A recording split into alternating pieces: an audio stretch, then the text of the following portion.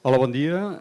Estem contents de tenir-vos aquí. És el darrer dia del Festival Mot. Espero que el disfruteu tots. Avui amb una activitat més lúdica, que és aquest vermut literari. Començarem, es tractarà que presentaré una miqueta els autors a mesura que vagin llegint i anirem repartint una miqueta el joc. Recordeu només, abans de començar, una cosa: aquesta tarda encara hi ha la intervenció de l'Anna Starovinets, per qui vulgui venir, a 7:45, i també hi ha oberta la llibreria El Drac amb llibres per qui vulgui comprar llibres. Bé, començarem. Aquí tenim els autors, us els aniré presentant a mesura que surtin a llegir, no ara tots de cop.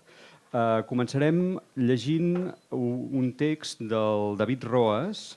El David Roas és un escriptor que, a més, té la virtut de ser estudiós d'allò que escriu. És un apassionat del fantàstic i, per tant, s'hi ha dedicat professionalment. Dirigeix el grup d'estudis sobre el fantàstic a la Universitat Autònoma, on fa classes. Entre els seus assajos sobre el fantàstic tenim les teories de lo fantástico, del 2001, o tenim, per exemple, més recent, Tras los límites de lo real, una definició de lo fantástico. Entre els seus títols de creació hi ha textos, contes i microrelats com Los dichos de un necio, Horrores cotidianos, Distorsiones, que va guanyar el Premi Setenil al millor llibre de contes publicats a Espanya, Intuiciones y delirios i, últimament, la novel·la L'estratègia del koala. Llegeixo una cita del senyor Roas. Diu així. Diu: el relato fantástico sustituye la familiaridad por lo extraño. Nos sitúa inicialmente en un mundo cotidiano normal, el nuestro, que inmediatamente es asaltado por un fenómeno imposible y, como tal, incomprensible, que subvierte los códigos, las certezas que hemos diseñado para percibir y comprender la realidad. En definitiva, destruye nuestra concepción de lo real y nos instala en la inestabilidad y, por ello, en la absoluta inquietud.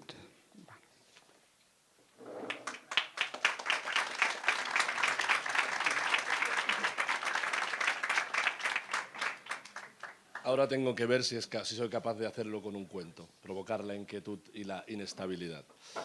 Voy a leer un cuento fantástico que narra mi primera vez, pausa dramática porque no es mi primera vez sexual, sino que es la primera vez que subí y única en un avión en primera clase, y me marcó de tal manera que yo tuve que convertirlo en un cuento porque era tal la emoción que sentí que yo tenía que escribir un cuento. La lástima, siempre lo cuento porque la lástima no fue en un vuelo transatlántico, sino que fue Ginebra-Barcelona, con lo cual era, si me perdonáis la expresión, una mierdecilla de vuelo de 1 hora y cuarto, con lo cual no pude disfrutar a fondo de lo que la primera clase suele ofrecer, o por lo menos lo que ves en las películas. Y yo lo convertí en este cuento, que se titula Das Kapital, como la obra del Marx aburrido, es decir, de Charlie, de Karl. Pero el cuento se abre con una cita del Marx listo, que era Groucho, que dice lo siguiente: hay tantas cosas en la vida más importantes que el dinero, pero cuestan tanto. Esa es la filosofía del cuento. Es un cuento político, como verán. Overbooking. Los labios de la señorita que me atiende tras el mostrador de Swissair acaban de pronunciar la temida palabra. Para una vez que llego al aeropuerto con bastante antelación, resulta que el avión ya está lleno. La empleada, muy amable, se disculpa, désolé monsieur, me entrega una tarjeta de embarque sin asiento asignado y me pide que me dirija a la puerta A8, donde sus compañeros tratarán de arreglar el problema. Sé que debo confiar en la eficacia helvética, pero dado mi natural pesimismo, algo en mi interior me advierte de que el día ya no puede depararme nada bueno.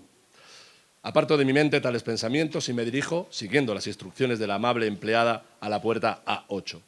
Paso sin dificultades los diversos controles, me acerco al mostrador de la compañía y, tras explicar mi problema a las 2 personas que me atienden, estas me piden que me siente y espere. Al parecer, no soy el único con dicho problema. Una pareja me observa y sonríe como diciéndome: sí, a nosotros nos ha pasado lo mismo. Abro el macuto, saco un libro y me sumerjo en su lectura para entretener la espera. Al cabo de un rato que se me hace eterno, uno de los empleados de Swissair que antes me ha atendido se me acerca y me entrega una tarjeta de embarque. Pero al revisar el billete recibo la segunda sorpresa del día, pues me han asignado un asiento de primera clase. Como tiene que tratarse, sin duda, de un error, voy raudo a comunicárselo a los empleados de Swissair, quienes, sin abandonar su amabilidad, aunque con cierto retintín de condescendencia, me dicen que no me preocupe, que no es ninguna confusión, sino que es algo usual recolocar a un pasajero de segunda clase, y dicho así, suena fatal, en primera. Al entrar en el avión no puedo reprimir un escalofrío, un mundo nuevo. Sí, lo confieso, es mi primera vez, se abre ante mí. Nervioso como un niño en la noche de Reyes, me dirijo a la plaza que me han asignado. Allí me espera un enorme asiento de cuero gris donde me arrellano con un leve gruñido de placer. Compruebo casi con lágrimas en los ojos que puedo estirar las piernas con toda comodidad. Antes del despegue, una azafata reparte con una amplia sonrisa periódicos, chocolatinas y agua. Su acostumbrado uniforme azul me parece más sobrio y elegante que nunca. Un decepcionante pensamiento aflora enseguida en mi mente. Ahora seguro que me dice que a mí no me dan nada de eso porque no he pagado el billete correspondiente. Me equivoco, otra vez, y recibo agradecido los mismos presentes que el resto de mis compañeros. Tras comerme la chocolatina, abro el recipiente de agua. Resulta deliciosa. Agua de primera, me digo, haciendo un chiste fácil. El avión despega cómoda, limpiamente. En pocos minutos se estabiliza y la amable azafata de antes empieza a servir la cena.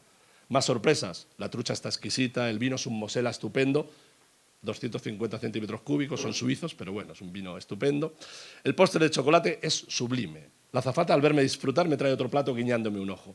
Incluso el café resulta excelente. Y todo acompañado con inesperados cubiertos de metal. Busco disimuladamente caras semíticas a mi alrededor porque se le están entregando el avión en bandeja, pero mis miedos son infundados. Me levanto y voy al baño.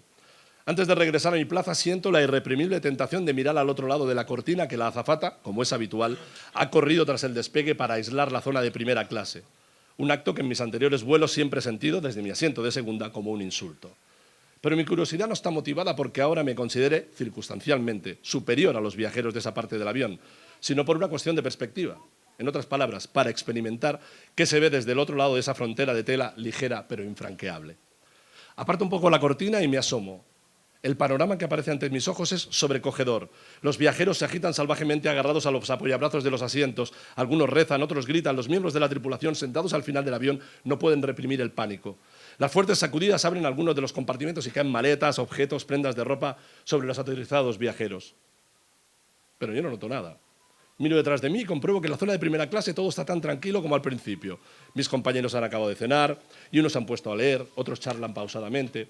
Algunos incluso dormitan mientras la azafata sirve café acompañada de su plácida sonrisa.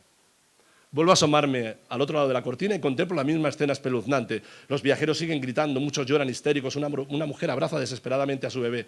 Las turbulencias son tan violentas que temo que el avión no pueda superarlas. Asustado, estoy a punto de decirle algo al tipo que tengo sentado más cerca cuando noto una leve presión en el brazo izquierdo. Es nuestra azafata. Como si yo fuera un niño pequeño que ha hecho una travesura, me hace un simpático mohín de reproche, coge mi mano y tras cerrar delicadamente la cortina me acompaña hasta mi asiento. Antes de sentarme, le pregunto si puede traerme un whisky. Sin decir una palabra, toma una botella del carrito metálico, sirve una generosa cantidad de escocés y me sirve el vaso con una enorme, deliciosa y sedante sonrisa. Arrellanado en mi asiento de suave cuero gris, me dejo embriagar por el sabor de la malta y finjo que pienso en la revolución.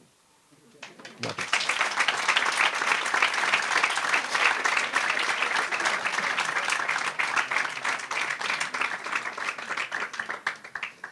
Bé, ara escoltarem uns relats del Sergi G. Uset. El Sergi G. Uset és un autor de relats breus i de microrelats. Quan m'ho estava preparant una mica això he pensat, tots aquests autors fan dues coses. No sé si ser un autor fantàstic vol dir tenir qualitats disperses, ser polifacètics.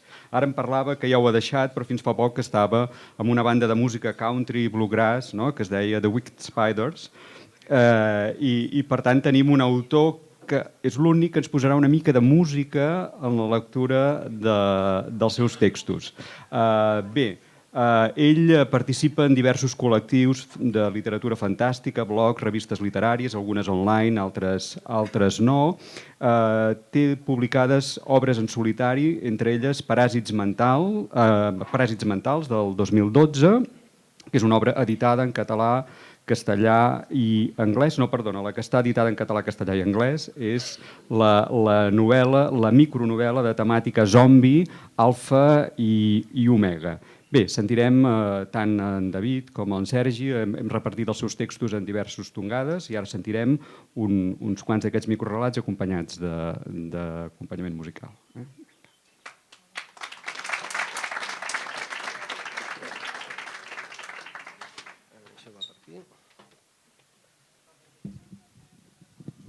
Disculpeu un moment que em prepararé això a la meva mida.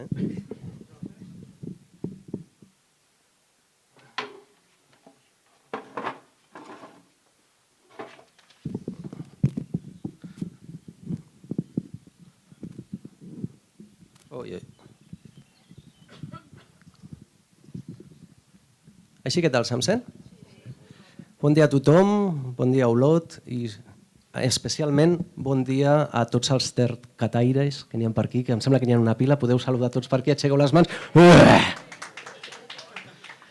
A mi m'agradaria tenir una veu d'orador, tenir una veu semblant a la del company David Roas, però bueno, es veu que quan hi ha el repart a uns li donen unes coses i a uns li donen una altra, mai he tingut una veu d'orador com ell.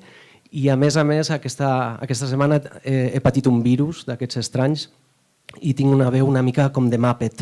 Així que disculpeu una mica com sortirà aquesta lectura. Sí que volia agrair a la Núria Claverol i Català, que ha musicat bona part d'aquests paràsits mentals, d'aquests microrelats que us llegiré. La tenim aquí, Núria saluda també. I bé, com m'han dit, gràcies. Com han dit que tindrem dues intervencions, he escollit uns quants microrelats. Els tres que us llegiré ara són més genèrics, els altres ja seran més de fantàstic, però bueno, és per fer una miqueta una introducció. Penseu que tots són microrelats, són hiperbreus, molt petitons, és com la píndola aquella que li donaven al protagonista de Matrix. A veure com us entren. Començarem la primera de totes amb un microrelat que parla una mica de la singularitat i dels perdedors. Aquest es diu Like a Virgin. La Isla Bonita era la vergonya del gremi. Es passava la jornada ballant desmanegadament antigues cançons de la Madonna davant d'un vell radiocasset. Ni tan sols s'aturava per fer-se la foto amb els pocs turistes que volien un record amb aquella boja. De nit, i a la pensió, es treia el putiner maquillatge, les arracades i les pulseres de plàstic. Resava un Pare Nostre davant el sant i es ficava al llit, satisfeta per la feina ben feta.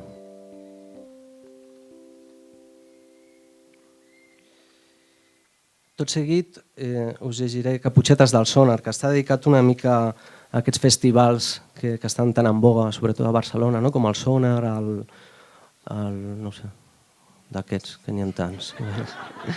Estic una mica emboirat, perdoneu. Però bueno, són festivals d'aquests que els veus a tot arreu, a les xarxes socials, a les televisions, i es descarreguen tots per al mòbil i sembla que estàs més allí perquè tens que estar i ho tens que ensenyar als amics que potser per les bandes que vas a veure. Amb tots vosaltres, Caputxetes del Sonar.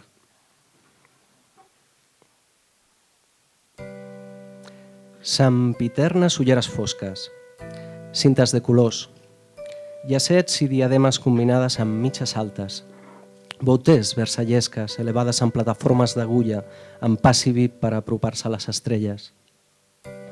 Nines trapelles remenant els malucs amb somriure maliciós, un got a una mà, a l'altra el mòbil treu fum per deixar constància de les pròpies victòries i les derrotes de la competència.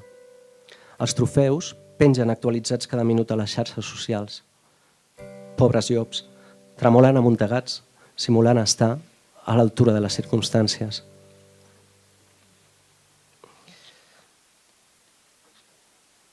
I per acabar la primera ronda, us llegiré un que es diu Pepe. Aquest microrelat, sempre que tinc una lectura, aprofito i el llegeixo perquè sí, perquè em dóna la gana. Està dedicat a Pepe Rubianes, aquell còmic que vam tindre la sort de veure i que era tan especial. Pepe. Rodejats per la policia, els forenses exhumen el cos del cèlebre còmic. Al carrer, la gent crida i els insulta. El jutge va ordenar executar la sentència. L'artista era culpable de proferir injúries greus contra l'autoritat pública. Que fos mort no tenia importància. S'havia d'acatar el veredicte. L'ànima de l'humorista es cargolava de riure, orgullós de ser el protagonista de la seva última bufonada. I així ho deixem fins d'aquí una estona. Gràcies.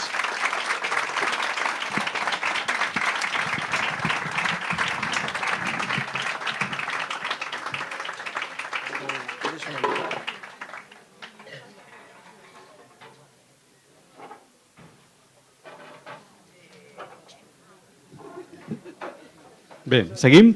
Ara us presentaré un altre autor, l'Emili Olzina. L'Emili Olzina té una llarga trajectòria com a novel·lista, com a assagista, com a traductor, guionista, prologuista.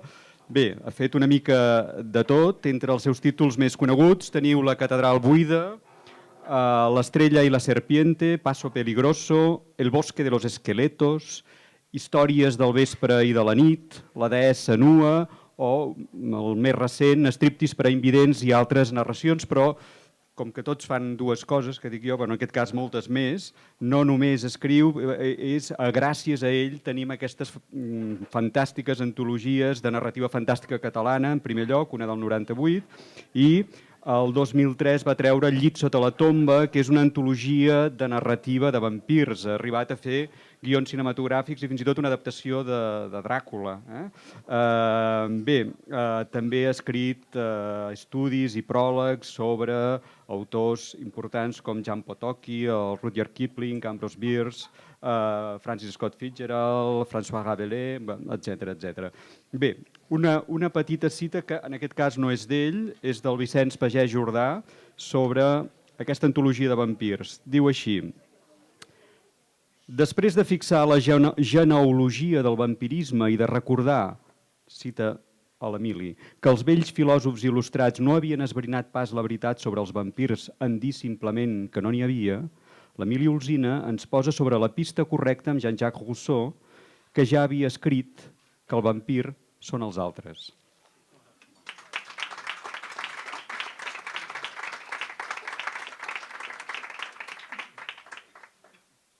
Bé, ja ha quedat dit que no sóc un especialista exclusivament en literatura fantàstica. Vaig afegir que tampoc ho sóc en lectura. És que la meva lectura tindrà menys gràcia que les anteriors, sense cap dubte.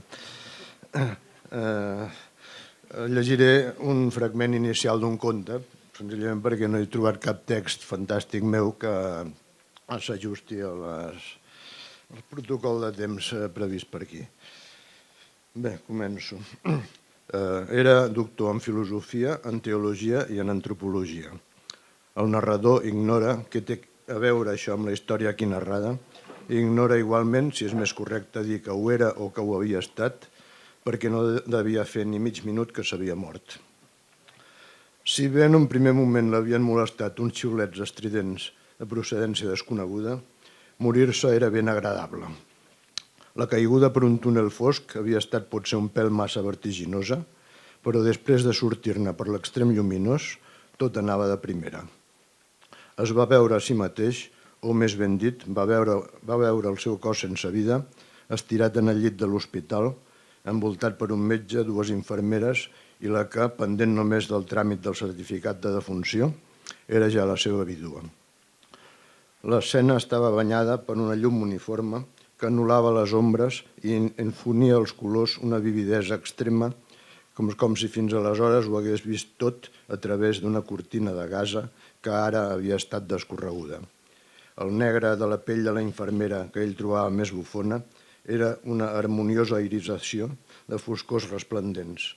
La lividesa groguenca del seu propi cos, destapat fins a la cintura, passava a ser una gamma de lluentors d'ivori.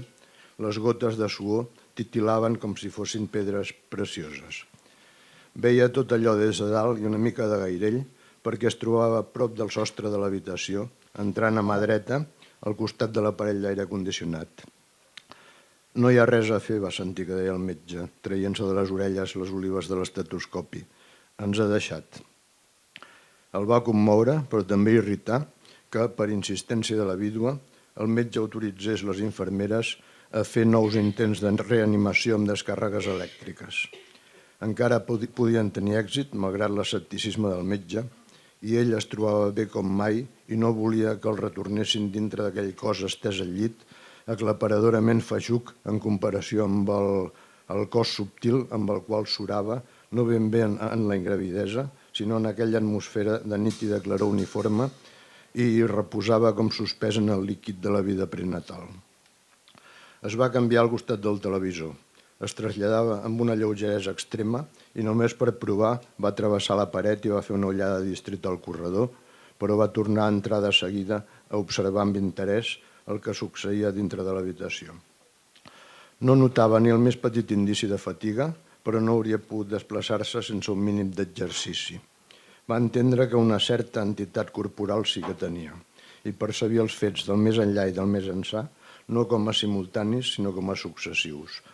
El temps, doncs, no s'aturava en el llindar d'una eternitat que, deixant de banda les teories i en termes pràctics immediats, era un dipòsit inesgotable de temps i d'espai il·limitadament elàstics. Allà a baix insistien a reanimar el seu cos feixuc. Va estirar els braços invisibles i va mirar d'estavellar el televisor a terra a veure si amb l'ensurt ho deixaven córrer, però no podia exercir sobre un objecte més força física del que podria un nuvolet de boira. Els cossos subtils de persones conegudes eren allà per donar-li la benvinguda. No valia la pena demanar-los que l'ajudessin a volcar el televisor perquè anaven tan escassos de matèria com ell mateix. No es pot dir que veia, sinó que encertava amb perfecta precisió, gràcies a unes clarors distintives, les faccions i els contorns de les figures. I entenia amb nitidesa el que deien, tot i que no emetien cap so. No eren les persones que en vida li havien estat més properes, i algunes les havia perdut de vista feia molt, però no trobava estrany que el rebessin aquelles i no unes altres. A l'avi matern, amb prou feines l'havia conegut, però sempre li havia inspirat, no sabia per què, un respecte reverencial al fet que havia mort d'un empatx de castanyes. La primera xicota amb qui havia sortit tornava a estar, en versió de cos subtil, fabulosa. Es va preguntar, estimulat en veure-la, si devia anar vestida i el va gratificar concloure que mai ningú no podia haver tingut l'ocurrència de fabricar teixits per a cossos subtils. El va avergonyir la frivolitat, tenint la vídua a 4 passes de les especulacions entorn de la nuesa de l'exnovieta. Estar mort no excusava la mala educació. Va saludar només amb un gest el cos subtil de la primera xicota i va saltar les consideracions de protocol. Va dubtar si unes encaixades de mà eren pertinents, però va pensar que si de cas comencessin els altres i no van fer-ho. Bé, doncs fins aquí és l'enteniment.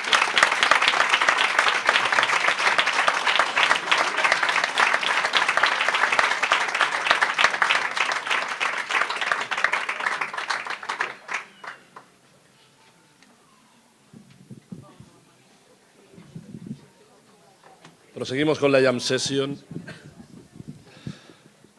El otro día lo presenté así en Girona y lo voy a repetirme a mí mismo en un eterno déjà vu. Voy a leer un cuento que se ambienta en un espacio o en una dimensión que todos sufrimos día a día y que es un espacio perfecto para el horror, para el terror, para el sufrimiento, para la tortura, que es la familia.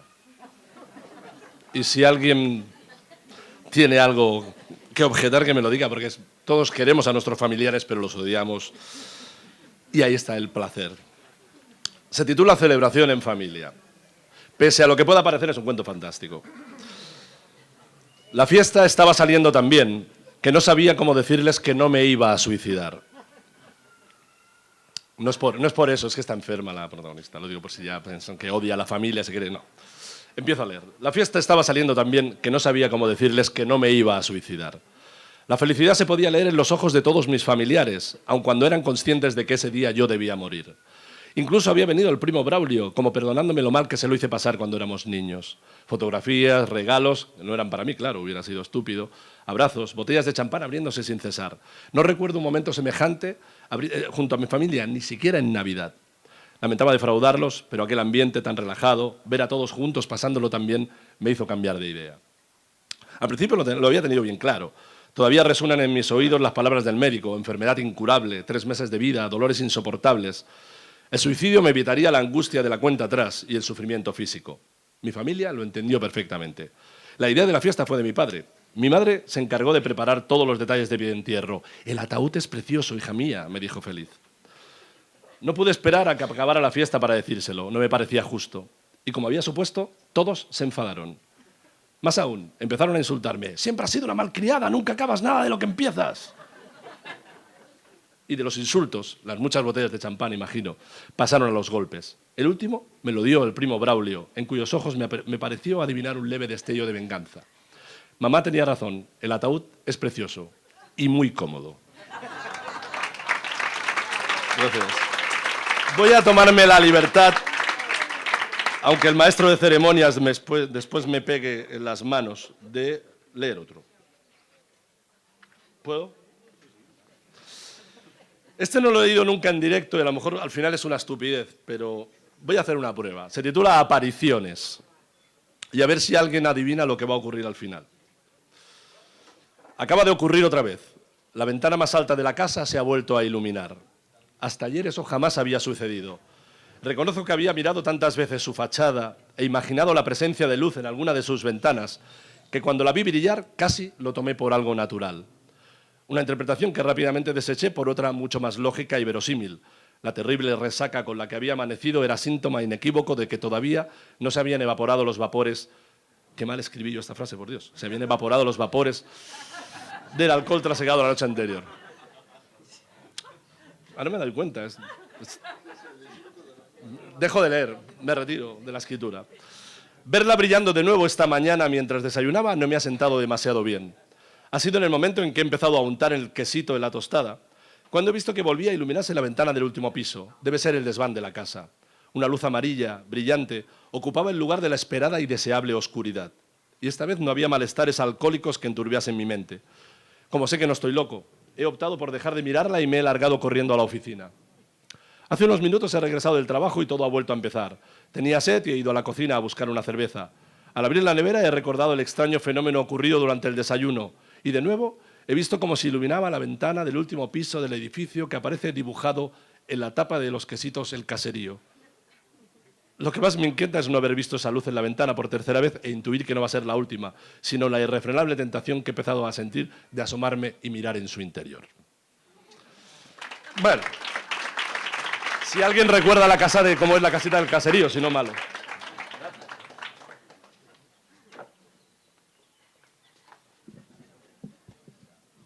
Bé, ara presentarem un altre autor polifacètic, diguem-ne, amb més d'una qualitat. El Marc Pastor és un escriptor català que, a més, forma part de la secció científica dels Mossos d'Esquadra, la qual cosa suposo que li proporciona material i inspiració pels seus textos que, a més, han estat molt ben difosos, han estat traduïts a l'anglès, l'alemany, l'italià, el francès, el txec, l'hongarès, el polonès i fins i tot el coreà. Entre aquests textos tenim Montecristo, publicat el 2007, La mala dona, sobre la famosa vampira del Raval, que se'n va fer un musical fa un any, que va guanyar molts premis, L'any de la plaga i, últimament, l'any passat, Bioko. Com que hi havia tota aquesta recepció, em permeto llegir dues frases, una del Times i una altra del Financial Times, sobre el Marc Pastor. El Financial Times diu: aquest narrador d'horror és tan convincent com l'assassina els crims monstruosos de la qual explica. Pastor aconsegueix que tot respiri sense esforç. I el Times diu: aquesta novel·la il·lustrada escrita en català és una barreja d'horror gòtic i de crim sòrdid, un horror entretingut i horripilant.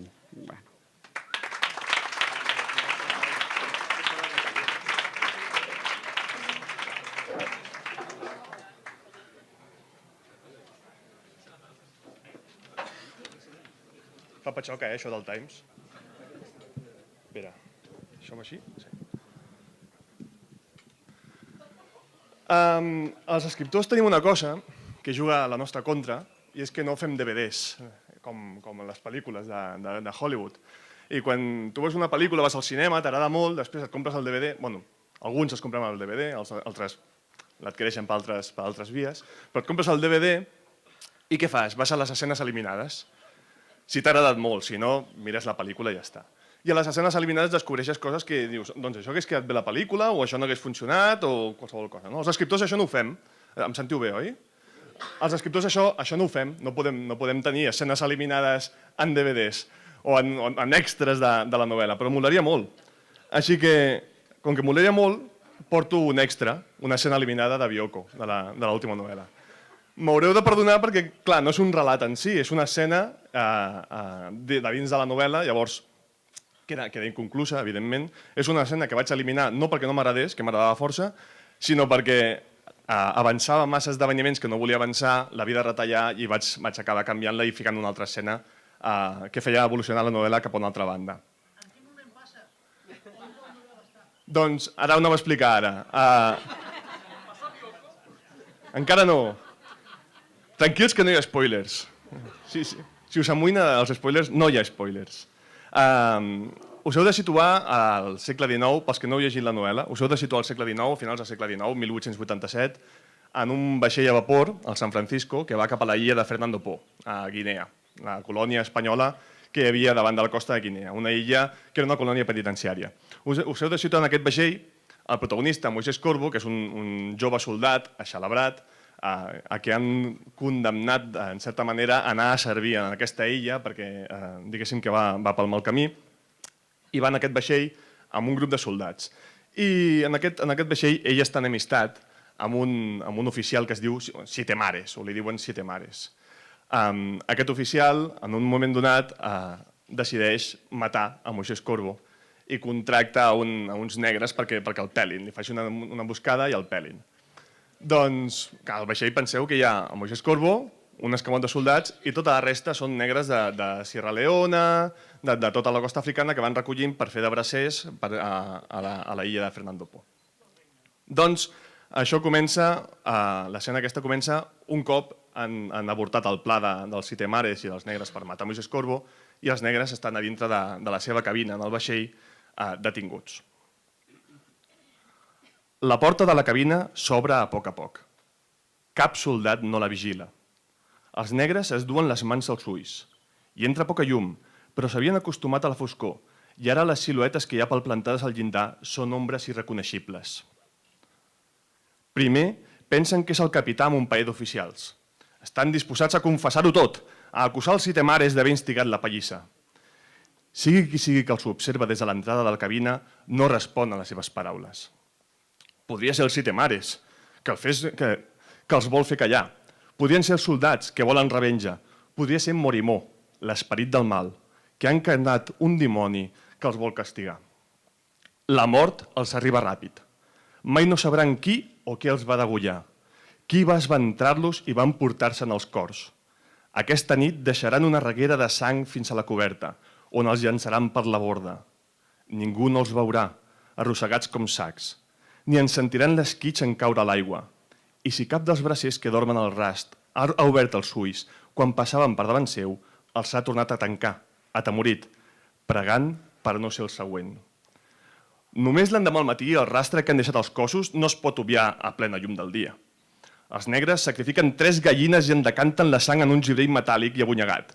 Escenifiquen alguna mena de ritual per allunyar els mals esperits, entonen càntics que gelen la sang dels passatgers europeus, que s'ho miren espantats. El capità Jaureguizar va d'una banda a l'altra del vaixell, traient foc pels queixals. No tant perquè hagin assassinat a 3 passatgers durant la nit, que al cap i a la fi eren negres i criminals, com perquè hagi passat en el seu vaixell. Ningú no els trobarà a faltar, aquests delinqüents. S'ha tret un pes de sobre, ja que no volia tenir ningú tancat durant els 3 dies de travessia que manquen. Portar presoners negres excita molt a la resta del passatge de Sierra Leona i l'últim que vol és un motí. I si hi ha algú que pot esclatar en ira i embolicar la troca, són aquests analfabets de la selva que no saben comportar-se com un ésser civilitzat. Ja l'està bé, hi ha un problema menys, i el pànic tindrà a la resta silenciada fins que no arribin a Santa Isabel. Però ara busca a Siete Mares i no el troba per enlloc. Una munió de mosques vola per la cabina on tenien retinguts els agressors de Moisès i surten al passadís a rebre els soldats.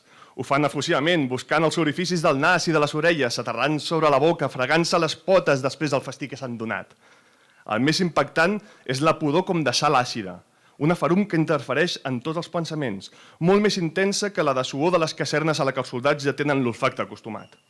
Només l'Adam Clua, que va treballar en un escorxador cornellà abans d'enrolar-se a la marina, se sent còmode.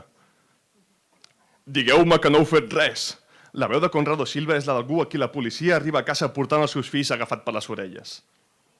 La sang esquitxa totes les parets, a grans pinzellades orgàniques, grumolls brillants i empremtes de les mans a tort i a dret. El bassal del terra no ha coagulat i les màrfegues de les lliteres encara estan xopes. Diego somriu, sorneguer. Vaig dir que comença Moisès, però Diego el talla. Si t'has de quedar més tranquil, no hem estat nosaltres. Quanta gent ha entrat aquí? Pregunta el caporal Altamira. El doctor Costales fa que buf amb la mà i es treu les ulleres entelades per l'aixafogó. Tothom. Serà impossible distingir cap petjada, doncs. Mireu el terra, tot trepitjat. L'Osval Estrada jau a la cabina dels soldats.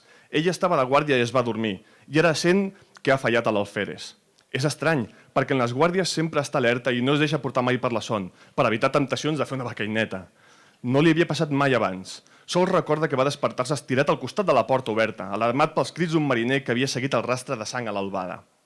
Merda, merda, merda, pensa, els he fallat, i serra les dents i es maleeix i es colpeja el cap. Podria haver estat qualsevol, resumeix l'alferes. Això no ho fa qualsevol, diu el caporal. S'ha de ser molt animal per fer una matança així. Viatgem en un vaixell ple d'animals, intervé Adam. Qui deia que eren mansos? Negres que es maten entre ells, afegeix el Diego? No m'estranya. Arriba el capità Jaurezigar, visiblement nerviós. Per primer cop, visiblement nerviós. Alferes, sus órdenes. No trobo els sitemares per enlloc. Facin una batuda pel vaixell per localitzar-lo. A Moisés Corbo encara li fa mal tot el cos de l'últim cop que el capità els va donar una ordre directa. Ara mateix, respon Silva. I Corbo, espero pel seu bé que vostè no hi hagi tingut cap relació. Sap que n'hi ha d'haver alguna. El problema és detectar-la i demostrar-la, i ara està massa enfeinat buscant el seu oficial. Responc per ell, capità, intercedeix l'alferes Silva, i la resta l'escamot el recolza. Més els val o es guanyaran un consell de guerra.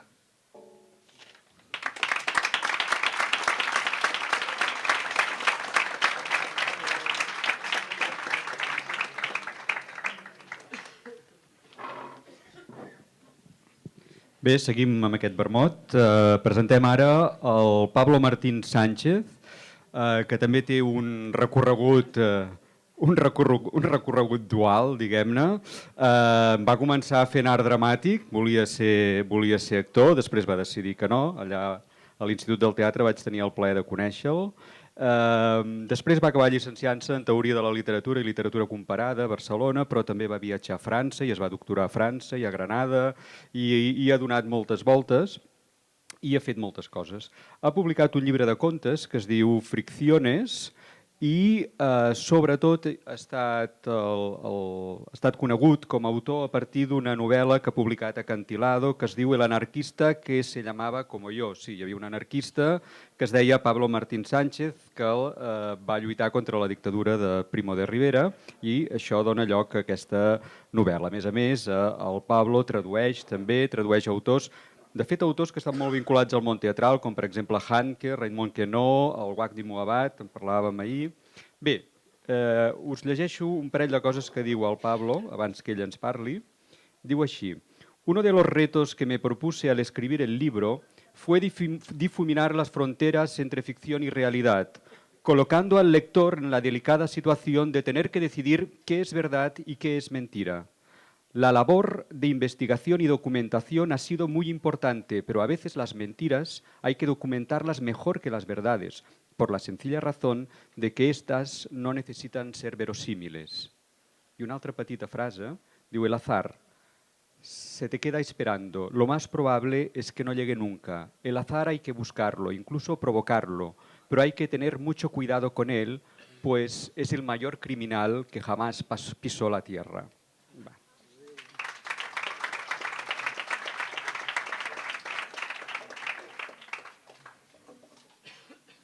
Gràcies, Carles, per la presentació. Semblaven dos microrelats aquestes cites que has fet. Sí? Perfecte. Doncs, bon dia a tothom. Jo llegiré alguns microrelats d'una selecció que vaig fer durant 2 mesos. Després d'escriure la novel·la que ha comentat el Carles, de 600 pàgines, realista, diguéssim, i d'escriure una tesi de gairebé 500, vaig tornar a Catalunya i vaig dir, ara necessito escriure microrelats fantàstics. Llavors em vaig posar una constricció, a mi m'agrada molt el terme constricció, d'escriure un microrelat fantàstic cada dia durant 61 dies. Van sortir coses molt dolentes, menys dolentes i algunes que es poden salvar. Llegiré, no tenen títol, la que vaig escriure el dia 6 d'octubre del 2012, aniversari de la meva mare i li vam regalar un bonsai. Llavors vaig escriure aquest microrelat. Te compras un bonsai y tu vida cambia radicalmente. Es un manzano en miniatura. Al principio no le prestas demasiada atención, hasta que un día oyes el canto de un jilguero. Extrañado, te acercas al bonsai y descubres en una de sus ramas un pajarillo diminuto. Llamas a un amigo ornitólogo y le cuentas lo que has visto. Te dice que no está para bromas. Al día siguiente observas con una lupa cómo el jilguero se zampa una lombriz. A los pies del manzano ha crecido un hongo del tamaño de una chincheta y una ardilla da brincos como si fuera un saltamontes. Vuelves a llamar a tu amigo el ornitólogo y te cuelga el teléfono. Entonces decides deshacerte del bonsai antes de que sea demasiado tarde. Pero al acercarte descubres a los pies del árbol una pareja de homúnculos desnudos que al verte se cubren sus partes con hojitas de manzano. Bé, després d'escriure això...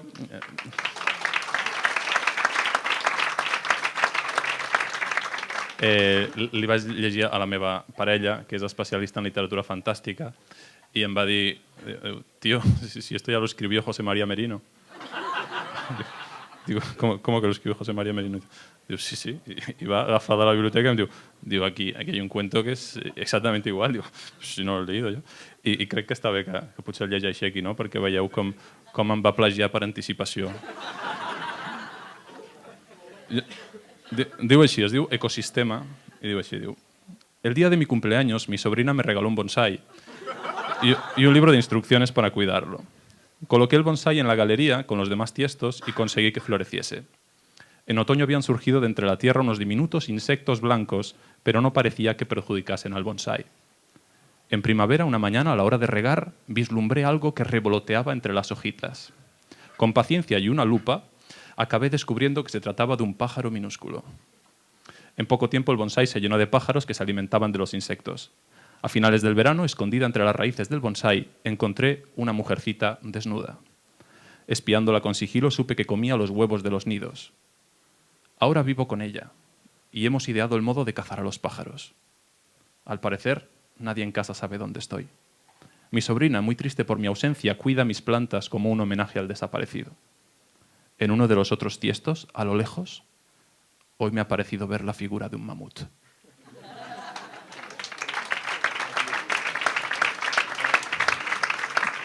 I llavors, clar, em vaig quedar esgarrifat, però ja m'agrada, no? Crec que no el vas llegir aquest conte abans, però la idea de la influència per ignorància crec que també és molt interessant. Es podria fer tot un estudi sobre com ens han influït autors que no hem llegit, no? Però uns dies després vaig tenir l'ocasió de venjar-me del José María Merino. Era durant el Congrés de Literatura Fantàstica que es va fer a l'Autònoma i em va tocar fer-li de taxista. El vaig portar a l'estació i aquell dia, que era el 19 de novembre del 2012, em tocava escriure un microrelat i vaig escriure aquest microrelat sobre la meva experiència de taxista amb el José María Merino. Los organizadores del Congreso de Literatura Fantástica me piden que acompañe al maestro a la estación. El maestro se acomoda en el asiento del copiloto y se muestra locuaz durante todo el camino. Sin embargo, cada vez que entramos en un túnel, el maestro guarda silencio. Al llegar a la estación no puedo reprimirme una pregunta. Maestro, perdone mi indiscreción, pero ¿por qué ha callado usted cada vez que pasábamos por un túnel? El maestro me mira de un modo que no consigo interpretar y dice: qué extraño es usted, joven. Yo no he pasado por ningún túnel.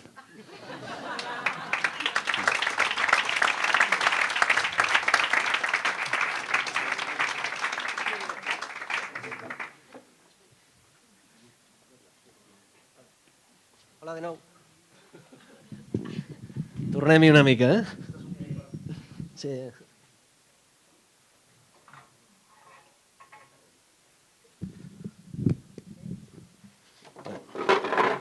Molt millor. Jo és que, com us veig a tots asseguts, no vull ser menys. Iepa. Com ho portem, això? Bé? Jo la veritat que després de 3 xurrupades d'aquest vermut ja no em fa mal res, ni me'n recordo a l'encostipat ni res. Ara agafarem, com ja us he dit, la secció, potser, sí, fantàstica, però potser la que és més fosca d'aquest llibre de microrelats. I per començar ho farem amb comptador a 0.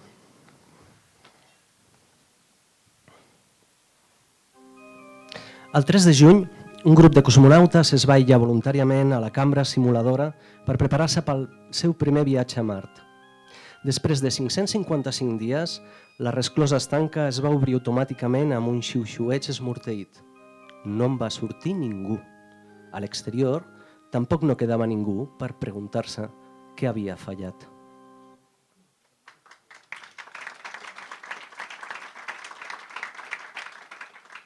El següent que he escollit és una mica per donar les gràcies a aquests autors, a Agatha Christie, a Sir Arthur Conan Doyle, que van fer aquells investigadors que eren tan reixits, que ens tenien en vil i que al final de tot, la novel·la o de la pel·lícula, les interpretacions que feien, ens acabaven donant el resultat exacte de qui era l'assassí quan no en teníem idea. Això és un homenatge però també és una perversió, perquè aquí el pobre home acaba una miqueta diferent. Estudi en vermell sang. Messier Jacques Mortelmans va reunir a la biblioteca la família del difunt Horatio Balfour. Un a un els van assenyalant com a possibles responsables de la seva mort, exposant els mòbils i motius, per acabar acusant de manera sorprenent el nebot del Lord. Estimat detectiu, teniu raó, en part, va contestar el noble amb un somriure enigmàtic. Horroritzat, en Mortelman reculava, mentre els presents s'abraonaven sobre d'ell, brandant pistoles i punyals.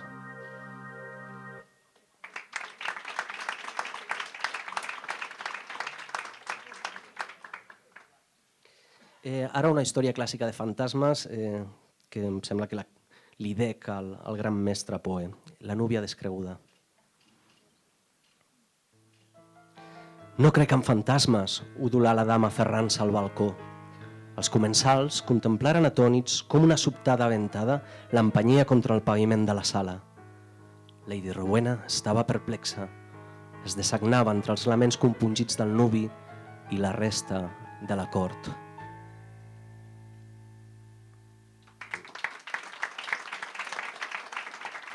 Sou molt amables per aplaudir després de cada microrelat. S'ho agraeixo molt. A veure si trobem el següent. Sí, cap enrere. Aquest es diu Ressaca i us haig de dir que el vaig escriure després de tindre una experiència personal. Jo us ho dic perquè no us passi a vosaltres, si és el cas. Jo soc una mica xitxarelo i com soc de Barcelona un dia se'm va acudir és estiu, és de nit, anem a la Barceloneta a banyar-nos, a mi m'agrada banyar-me de nit. I tot va anar molt bé fins que vaig sortir de l'aigua i em vaig adonar compte que ja no tenia la roba, no tenia la documentació, no tenien que tornar a casa i tenia que tornar així amb calçotets fins a casa. Doncs aquí està Ressaca.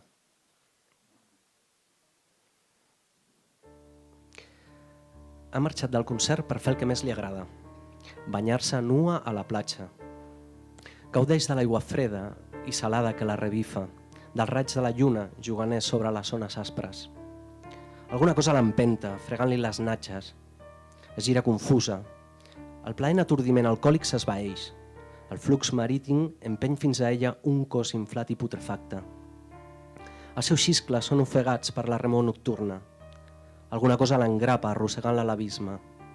A la riba, les parelles es bufeguen entregades als seus jocs i els pispes es mouen entre ells com ombres. Un borratxo solitari fa l'últim glob, preguntant-se, abans de caure inconscient, què és el que ha vist desaparèixer entre l'onatge.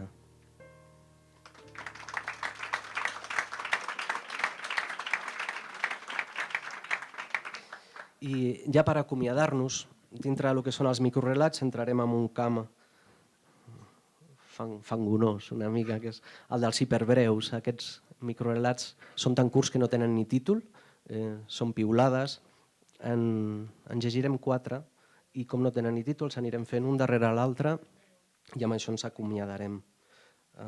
Començarem quan els trobi. Sí, ja ho tenim.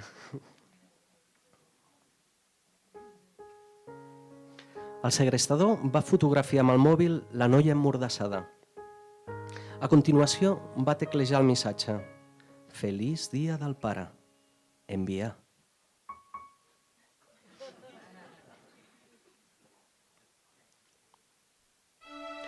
Per fortuna o per instint, el zombi va prémer el gallet. Pam! El repartidor de diaris va quedar estès al carrer amb el crani esventrat.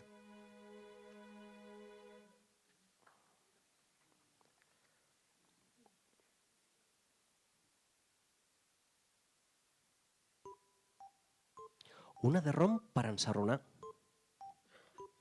Una d'arsènic per matar. Unes poques de lleixiu per netejar. Falta el títol. Ja està. 4 cotes mal comptades.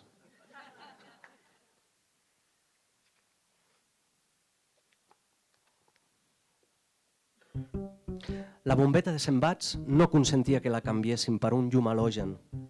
Es va immolar escampant la destrucció. Esdevingué bombeta bomba.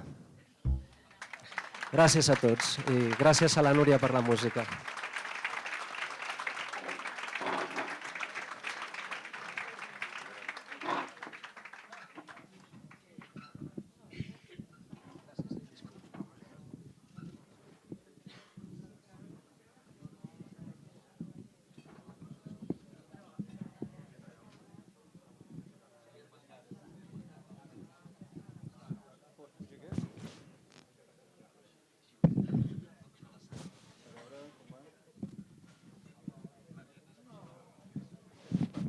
No sé, ja està.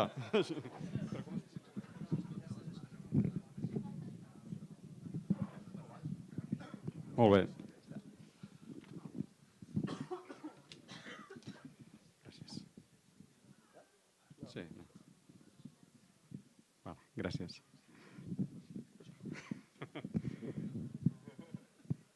Bé, anem a presentar l'últim dels nostres autors, que és l'Antoni Montner Jordà, que té una àmplia trajectòria com a novel·lista, com a narrador breu, una narrativa juvenil, etc. De fet, ell és fundador, membre, jo diria que president, no ho sé, de la Societat Catalana de Ciència-Ficció i Fantasia i dirigeix una col·lecció sobre el tema, Editorial Pagès a Lleida, que es diu Ciència-Ficció, que ha publicat textos, per exemple, del Pedrolo, del Calders, nostres, etc. Té una àmplia activitat com a articulista, compilador, prologuista, conferenciant, editor i autor. La seva trajectòria professional s'ha vinculat molt també a la revista Serra d'Or, i entre els títols de ciència-ficció i de fantasia esmentarem uns quants: El llibre de tot, la trilogia que té aquests 3 títols, La paciència del mar, del 1994, L'única mort, de 1999, i poso El compte quilòmetres a zero del 2008 i després el llibre de relats El mirall venecià de 2008. Per no variar l'esquema, us llegeixo una petita cita de l'Antoni. Diu així: els catalans estem molt preocupats pel futur, però no s'ha entès que la ciència-ficció es preocupa d'explicar-lo. Les grans obres com 1984 o Un món feliç són llibres de preocupació humanista. El públic català no ha entès que la ciència-ficció parla d'ell i dels seus problemes.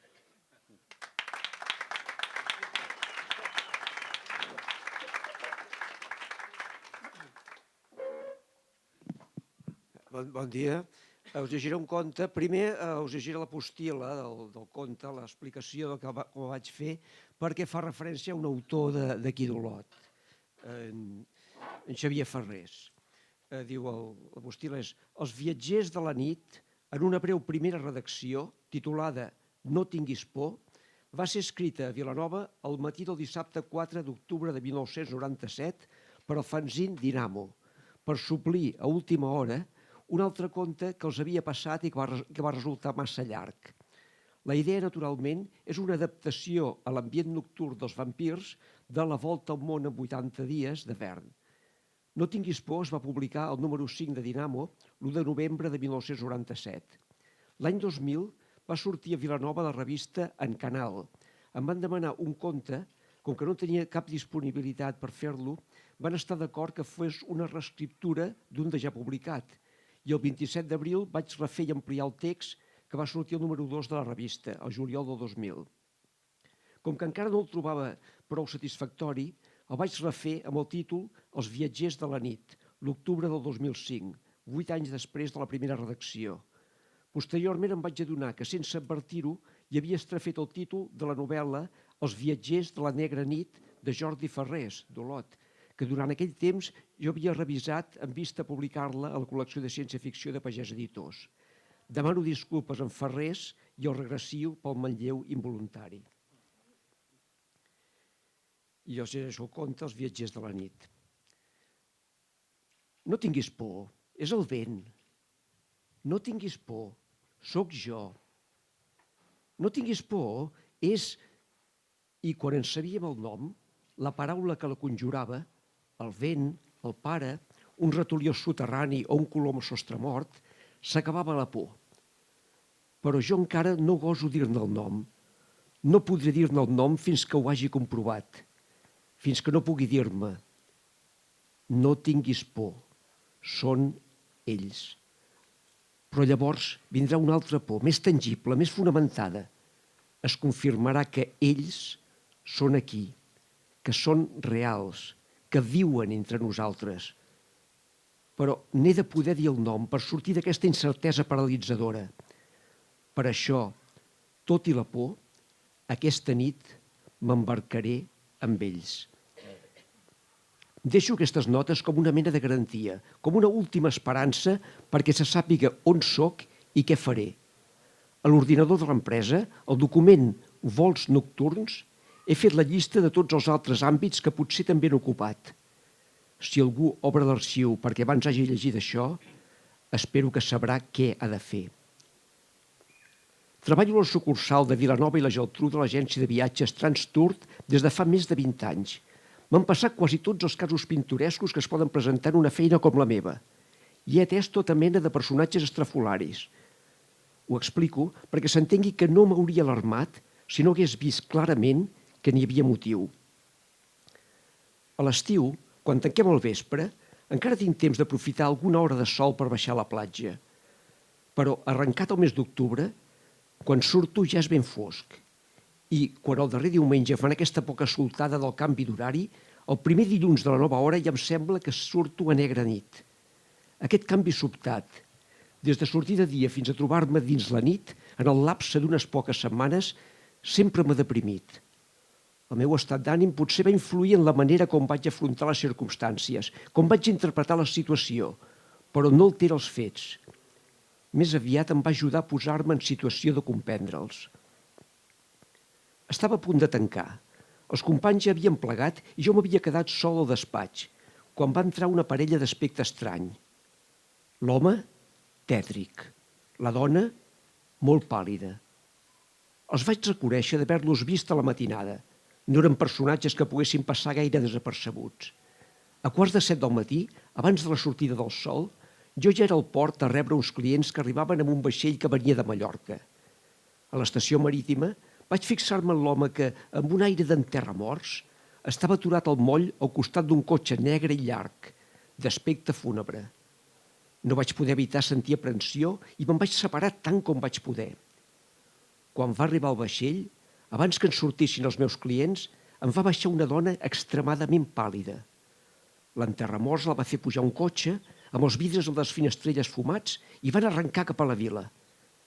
Quan em van passar pel costat vaig notar un alè pudent. I ara els tenia tots dos al davant, a l'altra banda del taulell. «Voldríem contractar uns viatges per a la senyora», va dir l'home llançant-me un alè que no li havia millorat des del matí.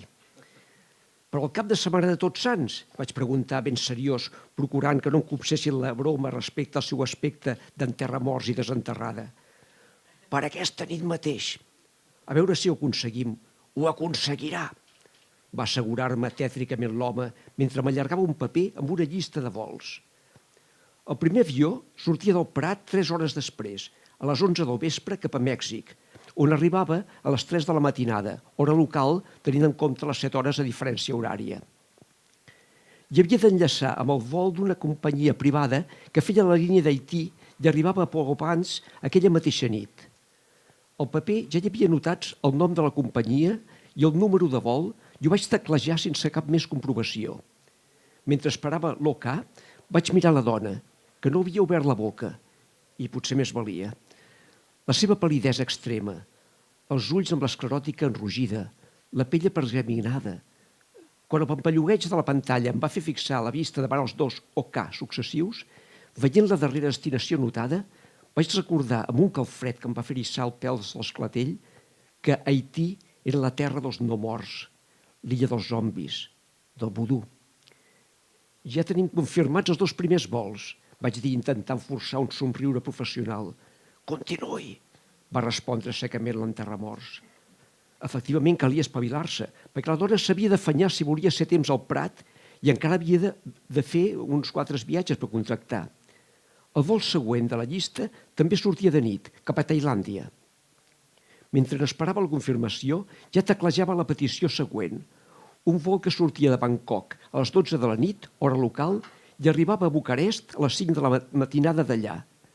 Amb aquell parell al davant, no vaig poder evitar de pensar en la regió central de Romania, la terra del comte Dràcula. «Té la confirmació?» va preguntar impacient l'home, i la seva veu ronca em va fer tornar a la realitat de cop. No pot trigar. Ara a Transilvània, se'n va escapar inconscientment en lloc de Bucarest, vaig mirar cap al cartell dels fusos horaris. Ja són 11:15 i les agències han plegat, però el vaig voler tranquil·litzar. En la mundialització que s'ha fet ara de la xarxa informàtica, ja no existeix la nit enlloc. O no existeix el dia, va afirmar rotundament l'home. La dona s'havia estremit. La visió dels fusos horaris m'havia confirmat una cosa que havia anat intuint. Els viatges eren sempre cap a ponent, fugint del sol. La viatgera parava durant un dia a Romania i encara vaig haver de contractar un vol més, també nocturn, que, amb escala a Roma, arribava de nit al Prat. L'enterramorts havia fet una feina extraordinàriament precisa, amb el seu meticulós encadenament de viatges nocturns.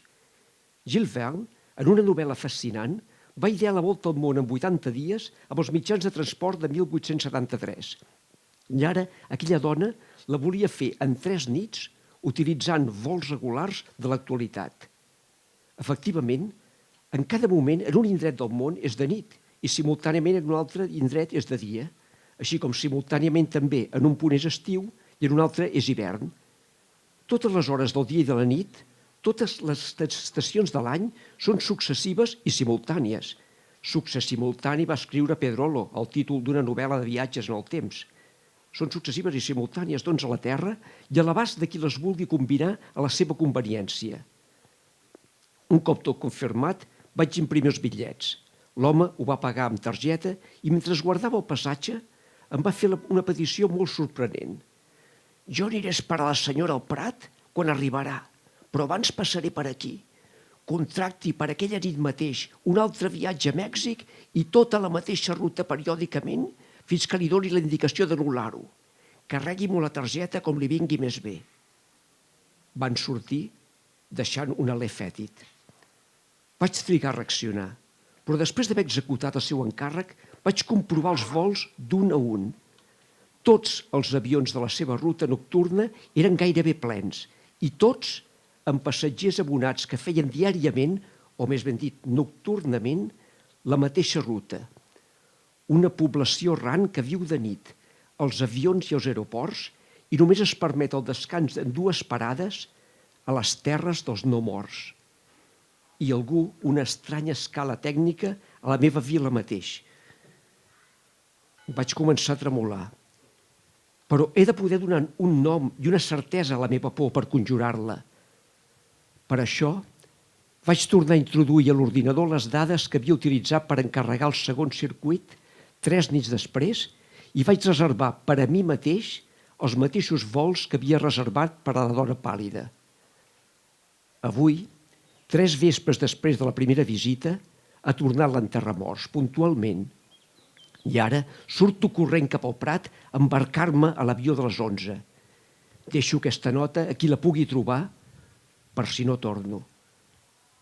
Tanmateix, penso que si els passatgers de l'avió són el que em temo i em descobreixen i em fan un d'ells, hauré de tornar de nit a desfer-me de tot aquell que hagi llegit aquestes ratlles o hagi escoltat aquest conte i pugui posar en perill la nostra societat secreta de viatgers de la nit.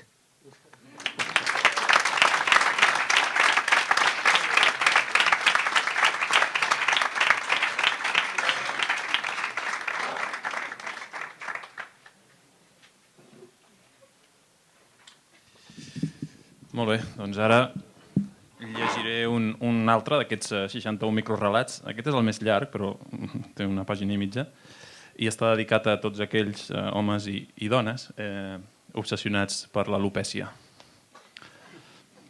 Diu així.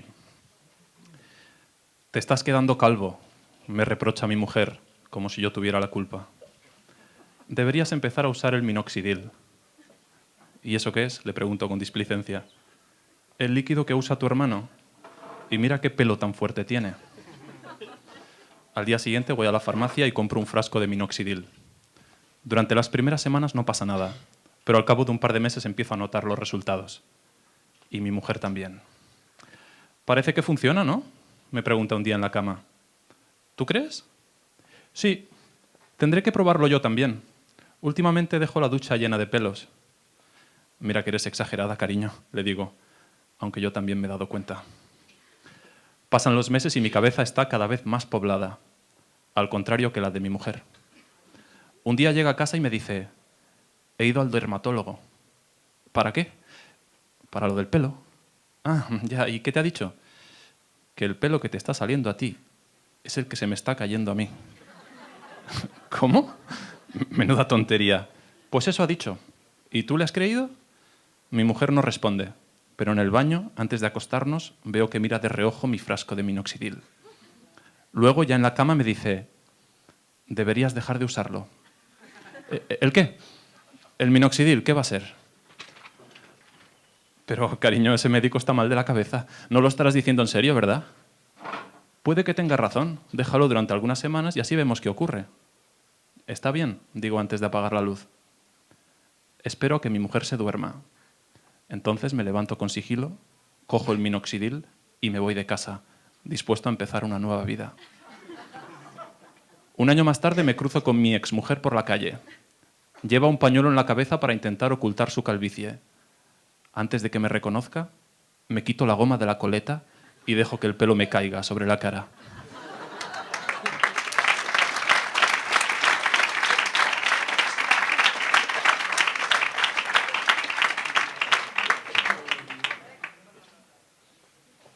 Bueno, me toca leer el último relato de esta fiesta que se está convirtiendo entre lo fantástico y el humor, que es lo mejor. Yo creo que es la mejor fusión que se puede hacer, las dos formas de transgredir el mundo, de subvertirlo sobre el humor y lo fantástico.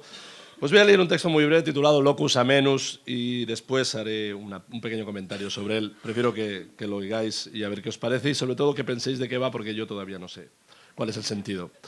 Como digo, se titula Locus Amenus, que significa, todos somos filólogos y expertos en mundo medieval, lugar agradable. Y dice así, la tarde es deliciosa. Tras un largo día de calor, una leve brisa refresca el ambiente. Sentado en un banco del parque, disfruto a solas y en silencio de un momento casi perfecto. El cuerpo de la niña se estrella a mi lado con su característico ruido de fruta madura. Miro hacia arriba. El segundo cuerpo, el de un niño esta vez, cae unos instantes más tarde a pocos metros del banco. Después cae otro y otro más. La tormenta ha empezado. Sabía yo que las risas no iban a fluir. Si hubieran sido, con todos mis respetos, señores gordos de 120 kilos, nos hubiéramos reído todos, pero siendo niños, claro, pobrecitos los niños. Pues mi mujer, que es profesora de literatura como yo, lo puso a sus alumnos sin decirle que era yo el autor. Les daba igual, pero bueno, siempre da mucho morbo saber que te ponen al marido o a la mujer en clase. Y les preguntó de qué iba. Y una chica, lo conté el otro día en Girona, pero si me dejáis, como algunos no estabais allí, pues lo cuento. Y la chica, una chica de primero, de carrera, le dijo, no sé el autor quién debe ser, pero debe ser un señor cuarentón, que no tiene hijos, pero sus amigos están empezando a tener hijos y eso le preocupa. Y yo solo pude resumirlo de una manera. Pese a todo, Bert no está destruyendo la educación. Gracias.